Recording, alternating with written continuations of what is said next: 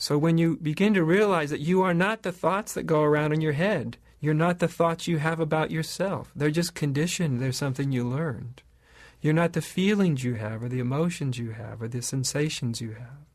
All of this is occurring within the spaciousness of what you are. Well, what are you then?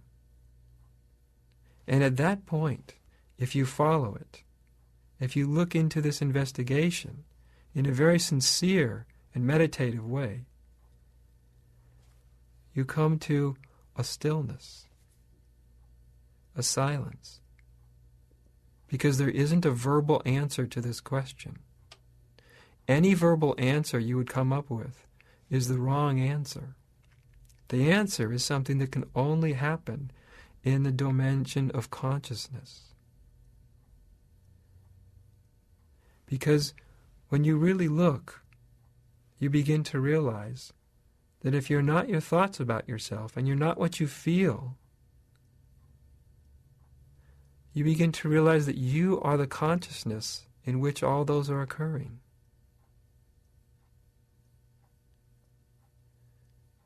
And that's something that's extraordinarily powerful. And that consciousness, of course, is just a word too. If you were to get stuck with the word consciousness, then you would miss the whole point of this teaching. I can guarantee you that the direct knowing and experience of what you are is far beyond the word consciousness. But we'll have to use some words, so I use this word consciousness and I use the word spirit. Both of these are words that are used because what you and I are is not a thing. You can't reach out and grasp it. You can't measure it. You can't smell it. You can't touch it. It's ineffable. And yet, it's present. You can't deny that consciousness is present and functioning at this moment. Because even if you were to deny that it's present, your denial would be a proof that it's true. It would be a proof that you've heard my question.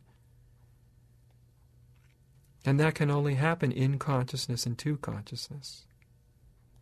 So this question, inquiry, is meant to take you beyond the mind, not into the mind. Very important. Very, very important. Who or what are you? And you can recognize that and realize that right now, because it's only in the now that this can be recognized. It doesn't require years of practice.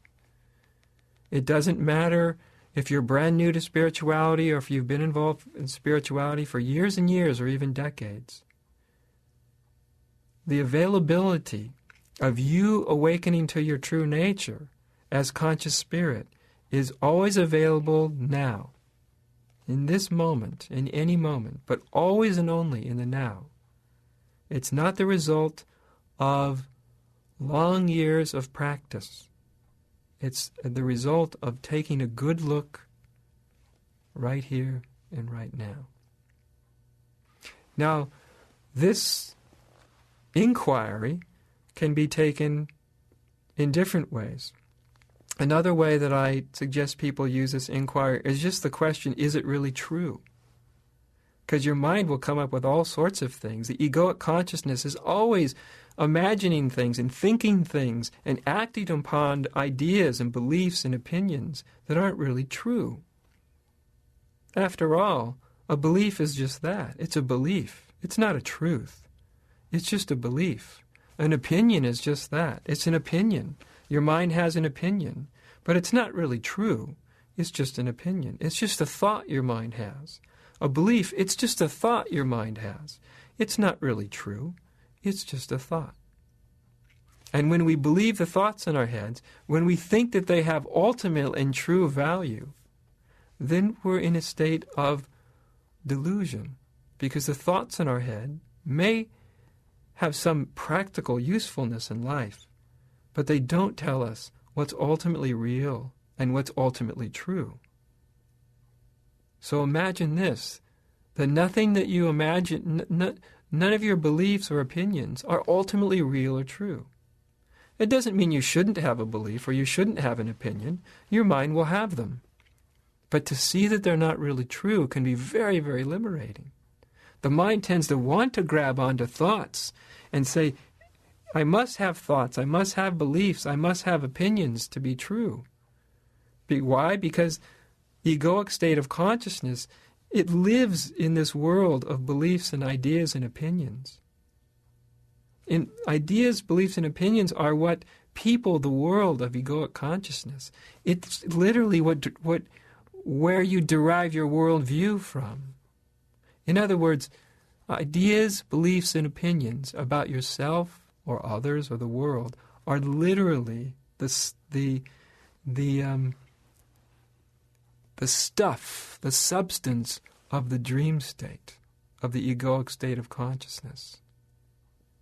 And they cause you to be disconnected from the truth of your being, and the truth of every other being for that matter, and the truth of existence itself. So, inquiry can also be used at any moment. Is this really true? Is this belief I have really true? Do I really know that it's true, or is it a thought? Is this something I've assumed? Is it just a belief? And what if you saw through it? What if you saw through that thought and then didn't grab another one? Is it possible to see through a thought, to see through a belief, to see through a judgment or a complaint without grabbing onto a new one? I would suggest that to do so is vitally important for yourself and for all beings, for the alleviation from suffering and conflict, and to the discovery of a new and very profound state of love and compassion and gratitude. That there is a love and compassion and a gratitude, and there is a wisdom that far surpasses anything thought can come up with.